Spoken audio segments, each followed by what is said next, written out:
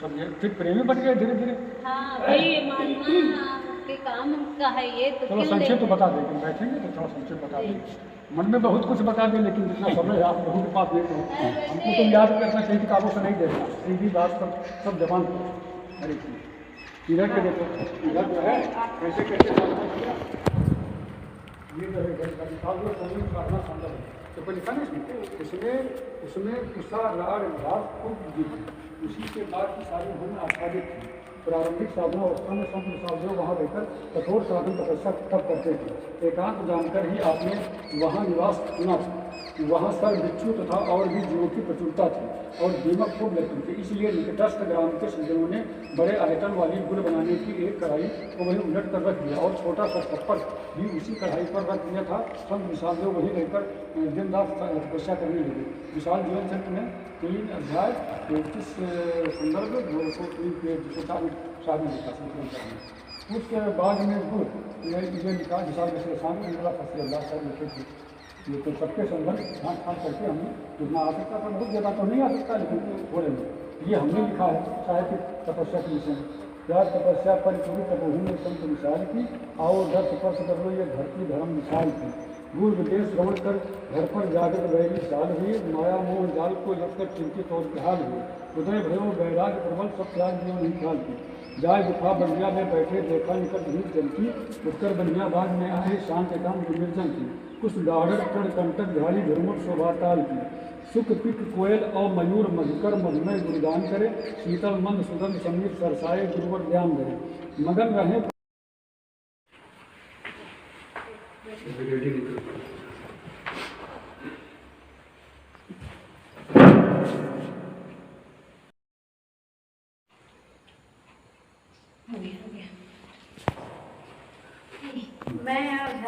मैं और साहिब जी छत्तीसगढ़ से आए हैं हम लोग। ये सब निकलेगा उस पर हमारे चैनल में, जहाँ पे चैनल बन गया है आपको देंगे। ये हमारी साहिब जी साध्वी राधा साहिब जी, मैं इनकी छोटी बहन साध्वी रचना। हम दोनों छत्तीसगढ़ से आए। साहिब जी धमतरी जिला पड़ता है अपना आश्रम, छोटी करेली गाँव। और बताइए साहिब। और हम एमपी नीमच जिला नीमच से हैं। आश्रम मनासा में है, जन चेतना आश्रम, और वहाँ से, और ये भी वहीं से है, मंसूर से हमारे साथ है। और हमारा नाम नीलेश्वरी है और ये दीपमाला। सबके नाम जी, साध्वी रचना, साध्वी राधा साहब, दीपमाला साहब जी। नहीं, ये इनका नाम उमानाथ जी। हाँ उमानाथ। अरे आप सब जानते हैं तो मध्य प्रदेश दूसरी जगह से। जी जी जी। बोलो सदगुरुदेव की जय। आज हमारे बीच छत्तीसगढ़ और मध्य प्रदेश तथा गांव सहारी से भक्त जी उमानाथ जी पधारे हुए, और सबके अंदर ये अनुपम अद्भुत दिव्य लालसा थी कि सद्गुरु विशाल देव के तपस्थली को देखा जाए, दर्शन किया जाए, कुछ उसके विषय में संस्मरण जो है, जो सुना है किताबों में लिखा है, तो पढ़ने से पूरा तो नहीं हो पाता है, देखने से साक्षात्कार हो जाता है। तो इसलिए जो है यही भावना उद्वेलित होकर के आप सबको यहाँ पर ले आए। और महापुरुषों के जो रास्ते होते हैं और उन पर तो वे स्वयं चल गए ही हैं, संसार को प्रकाश दिए, जनमानस में वही झंकृत होता रहता है, लेकिन कालांतर में वह तीर्थस्थल बन जाते हैं और आम जनमानस से ले करके प्रबुद्ध वर्ग को भी अभिसिंचित करते रहते हैं। ऐसे ही महापुरुषों में सद्गुरु विशाल देव का नाम आता है। सद्गुरु विशाल देव को सबसे पहले परम श्रद्धेय श्री अभिलाष साहब जी ने युग पुरुष की संज्ञा दी। युग पुरुष उसे कहते हैं जो किसी भी सिद्धांत में, किसी भी दिशा में रहते हुए उसमें विशिष्ट अनुसंधान करे। तो सद्गुरु विशाल देव के विषय में जो है उन्होंने कहा, मैंने पूछा साहब जी युग पुरुष किस लक्ष्य से आपने लिखा युग पुरुष किस संदर्भ में लिखा जाता है तो बताए कि अरे तुम तो पढ़े लिखे हो, मास्टर थे, सब जानते हो। हमने कहा नहीं साहब, आज की परिभाषा हम सुनना चाहते हैं। तो कहा युग पुरुष उसको कहते हैं जो किसी युग में हुआ हो, लेकिन उसने उस युग में अपनी एक विशिष्ट छाप डाली हो, और वो भी अपने क्रियाकलापों से, साहित्य से और सद्बुद्धि से, आचरण से जो कुछ छाप डाली हो, तो उसको युग पुरुष कहते हैं। तो हमने देखा सदगुरु विशाल देव जो है दूसरे के सिद्धांत से हस्तक्षेप न करते हुए अपने पारक सिद्धांत को एकदम से मनोवैज्ञानिक तरीके से उसको सिद्ध करके दिखा दिया। तो इसलिए उनको युग पुरुष की संज्ञा दिया है, क्योंकि कहने वाले तो बहुत मिलते हैं, लिखने वाले वक्ता ज्ञानी जगत में पंडित कवि अनंत, सत्य पदार्थ पारखी बिरला कोई संत। लोग इसमें थोड़ा सा भटक जाते हैं कि अमुक वक्ता है, और क्या वक्ता ही सब हो पाएंगे? वक्ता की विशेषता नहीं है, ज्ञानी की भी विशेषता नहीं है, और कवि और लेखक साहित्यकार की भी विशेषता नहीं है। विशेषता किसकी है? तो महापुरुषों ने कहा वक्ता ज्ञानी जगत में पंडित कवि अनंत, सत्य पदार्थ पारखी बिरला कोई संत। सत्य पदार्थ को परखने वाला और उस सत्य तत्व में आरूढ़ होने वाला, उसका एक सुंदर आदर्श समाज के सामने उपस्थित करने वाला ये व्यक्ति जो है महान होता है। तो इसलिए जो है सदगुरु विशाल देव ऐसे महापुरुषों में थे। अगर महापुरुष केवल कथन करके ही रह जाएं, कथन करने वाले ही महापुरुष हों तो अधूरे होते हैं। और जो रहनी संपन्न होते हैं वह भले ही कम पढ़े लिखे हों, भले ही कुछ हो। साहब तो किसी कॉलेज स्कूल में पढ़ने ही नहीं गए, कोई पुरोहित था तो दो चार अक्षर बता दिए, वर्णमाला ही बता दिया, इसके बाद जोड़ना जाना थोड़ा बहुत बता दिया होगा, बस 2-4 दिन की पढ़ाई और कुछ नहीं। और फिर इतना ज्ञान हुआ कि बड़े बड़े वेदाचार्य, एक वैदिक जो शास्त्री थे और वेदाचार्य, तो उन्होंने पुस्तक को देख लिया वचनामृत को, तो देखा उसको तो अध्ययन कर लिया, कहा अरे ये तो इतनी महान पुस्तक है कि इसमें तो वेदों के उपनिषदों के महावाक्य इसमें दर्शित होते हैं। तो इसलिए जो है ये तो अगर ये संस्कृत में लिखी गई होती तो कितनी टीका टिप्पणी होती। तो ऐसे महान कितना पढ़े लिखे थे पूछा संतोष, वो तो कोई अक्षर पढ़े लिखे नहीं थे। कहा नहीं ये हो नहीं सकता। कहा नहीं बिल्कुल ऐसी बात है। तो क्योंकि कबीर साहब के विषय में कहा, महात्मा ने कहा कबीर साहब भी तो तू कहता कागज की लेखी, मैं कहता आँखी की देखी। अरे तुम कागज की लेखी कहते हो, मैं तो आंखों की देखी कहता हूँ। प्रेम साहब तो अपने विशाल साहब अपने हाथों को लिखा नहीं लिखा नहीं। कैसे रचना की मैं जो है प्रमाणित करके इसको कहता हूँ। ये संदर्भ याद आ गया आप लोगों को तो संवाद हो जाता है। मैं सीतापुर जिले में था और अपने विद्यालय से छुट्टी लेकर के कॉलेज में अध्यापन कर रहे थे, तो गए वहाँ पर दर्शन के लिए। तो साहब के साथ में एक संत बाहर, सभी लोग चले जाते थे, बाहर घूमते टहलते थे, बैठ जाते एकांत में, अपना जो कुछ मनन चिंतन होता कर लेते। उनके साथ में जो साथी होते थे तो वो दूर बैठते थे। तो जब साहब कुछ गुनगुनाने लगते, कहने से किसको कुछ नहीं होता, कोई बोलता नहीं था, तो बस सुनते रहते, देखते कि हाँ कोई नई रचना है तो उसको पेंसिल से या कलम से लिख लेते। और वही जो है भव्यान हुआ, वही मुक्ति द्वार हुआ, वही सतनिष्ठा। एक भी कलम लेकर के सामने जो है कोई नहीं लिखा, तो थोड़ा सा तो बहुत गुनगुना रहे हैं, बस वही लिख लिया। हाँ सुनाते थे, जो लिख लेते थे सुनाते थे, तो उसमें करेक्शन करना होता था तो कहीं दोबारा कहते तो करेक्शन भी कर लेते तो एक बार। तो इस प्रकार से सारे प्रबंधों की रचना हुई। और सारे प्रबंध जो है भव्यान, पहले भव्यान की रचना हुई, तो भव्यान के बाद फिर मुक्ति द्वार, फिर सत्यनिष्ठा, फिर नवनियम। तो आखिरी छंद नवनियम का मैंने सुना साहब के मुखाग्र से, तो मुझको विश्वास हो गया कि इसी प्रकार कबीर साहब किए होंगे।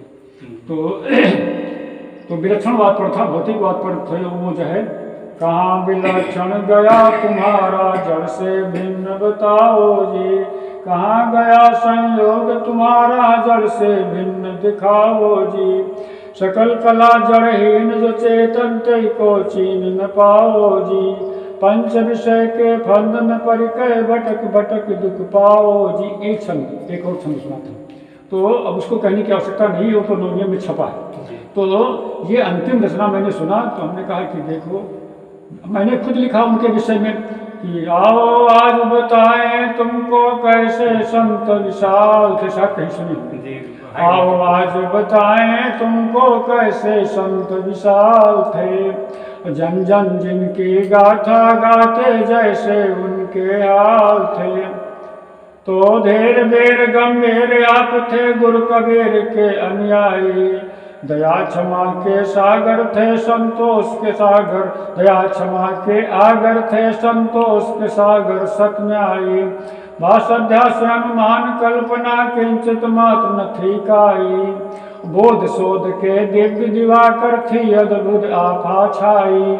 जीते सर्व पुचाल काया की काटे बंद कराल थे, आओ आज बताए तुमको कैसे संत विशाल थे।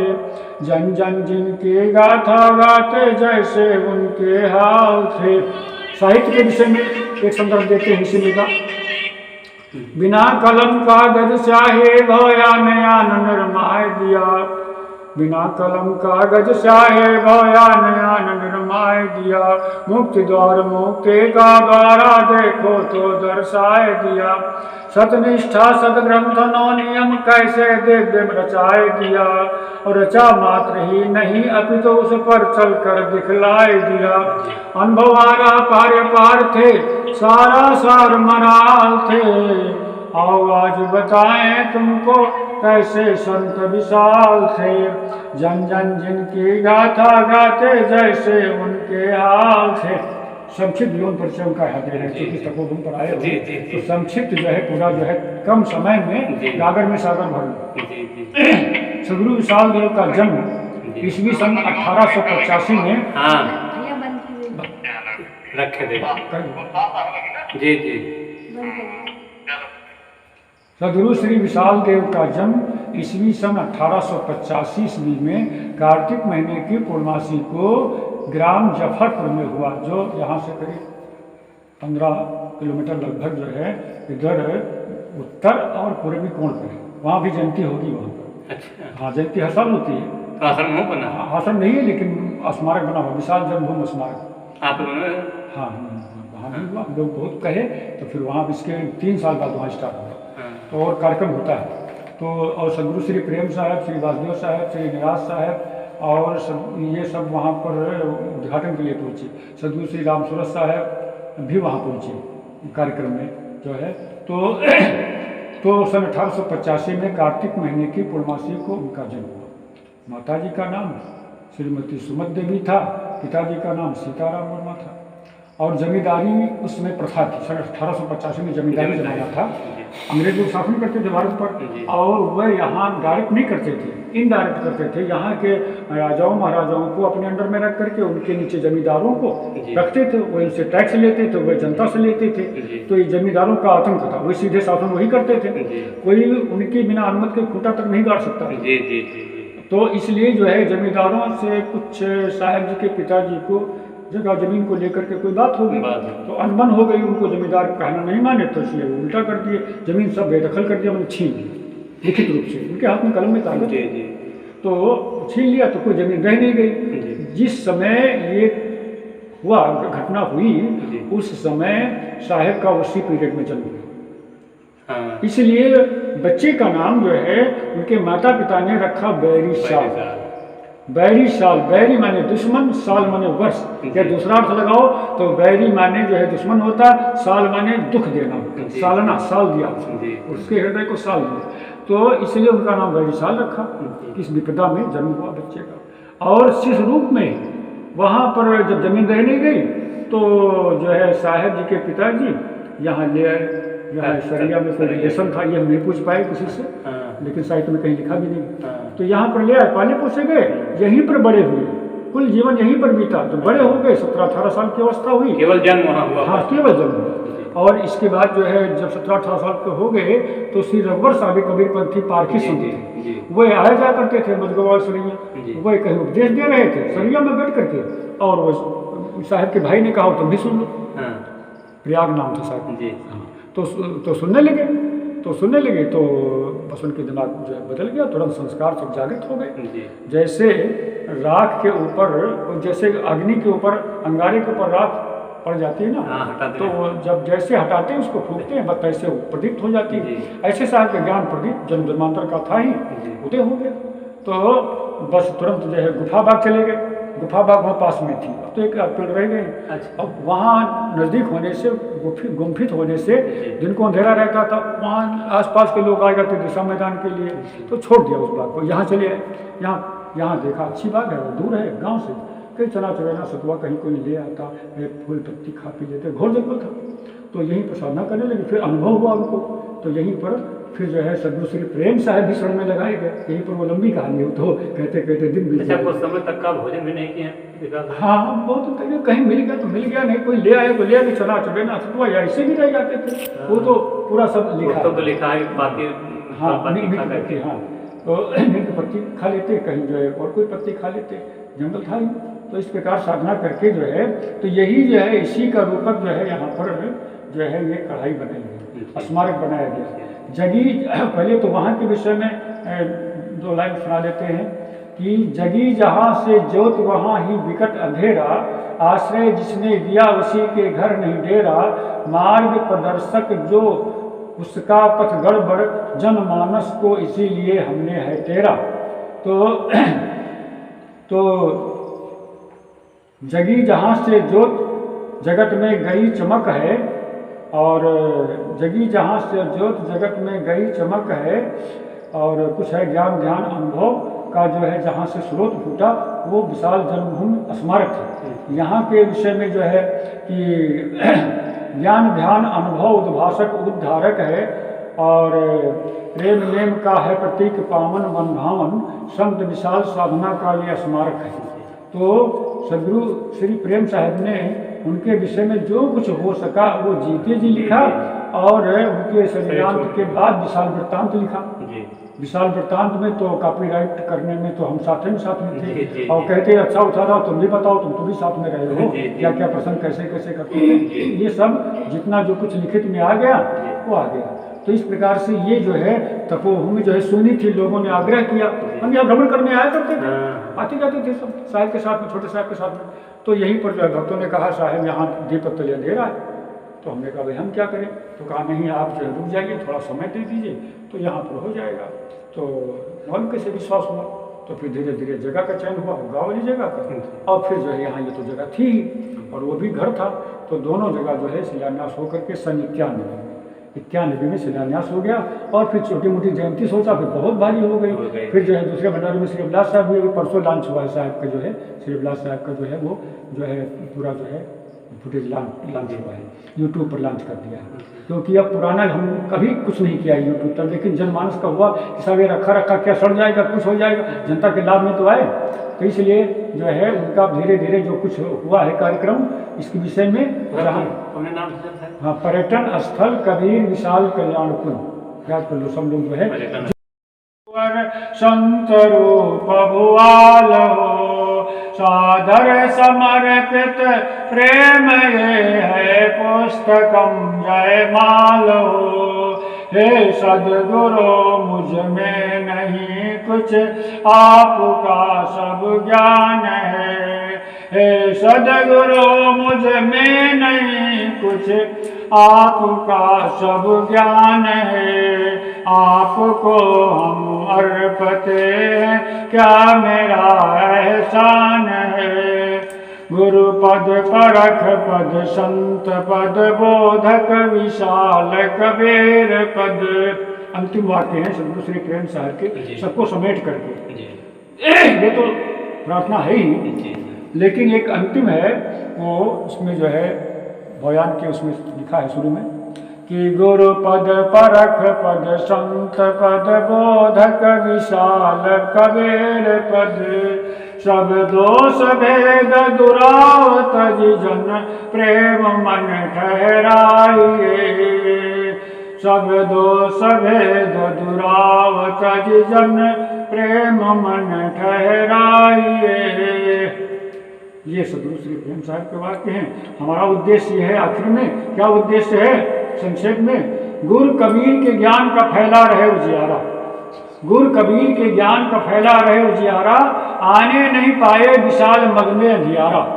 स्वापर का कल्याण हो संकट कट जाए, और नहीं बस यही ध्येय उत्साह हमारा, और नहीं बस यही ध्येय। बोलिए गुरुदेव की जय, विशाल साहेब की जय, साहेब। ये प्रसाद